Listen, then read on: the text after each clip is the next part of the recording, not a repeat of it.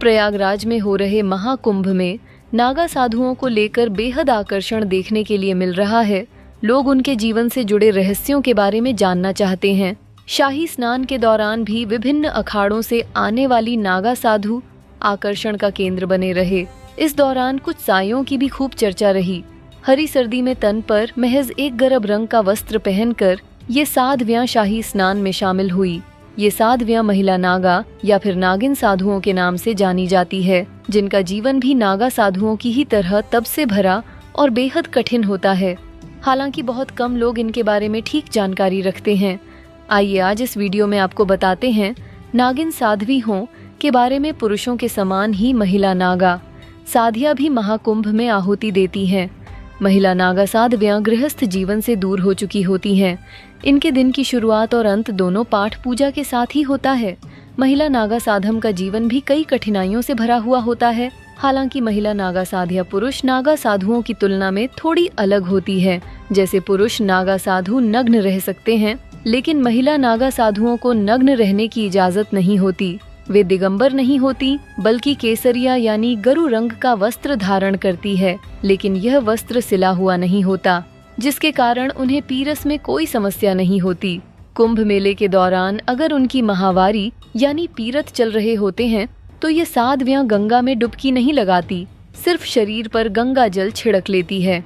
आइए अब आपको बताते हैं महिला नागा साध्वियों की कुछ खास बातों के बारे में।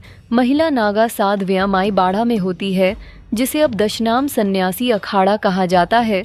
इन्हें अपने माथे पर लक लगाना जरूरी होता है। पुरुष नागा साधु में वस्त्र भारी और दिगंबर दोनों तरह के नागा साधु होते हैं, लेकिन सभी महिला नागा साधु वस्त्र भारी होती हैं। महिला नागा साधु गेरुए रंग का सिर्फ एक कपड़ा पहनती है, जो कि कहीं से भी सिला हुआ नहीं होता। महिला नागा साधुओं के इस वस्त्र को गंठ कहा जाता है। वो पूरे जीवन एक गंठ पहनकर ही बशर करती हैं। ये साधिया दिन में केवल एक बार ही भोजन करती हैं। महिला नागा साधिया कुंभ में दिखाई देती हैं और इसके समापन के बाद वह फिर से पर्वतों पर साधना के लिए चली जाती है। महिला नागा साध्वियां पुरुष नागा साधुओं के स्नान के बाद ही नदी में प्रवेश करती हैं। अखाड़े की महिला नागा साधुओं को माई अवधूता नहीं या फिर नागिन कहा जाता है। नागा साधुओं की तरह ही इन्हें भी जीवित रहते ही अपना पिंड दान करना होता है, साथ ही मुंडन भी कराना होता है। नागिन साधु बनने के लिए इन्हें भी 10 से 15 साल तक कठिन ब्रह्मचर्य का पालन करना होता है। जाहिर तौर पर महिला नागा सदियों का जीवन भी आसान नहीं होता। वह अपनी पूरी जिंदगी कठिन तप से परम सत्य को पाने की चेष्टा करती है। बताते चलें, इस बार महाकुंभ का आयोजन संगम नगरी प्रयागराज में हो रहा है।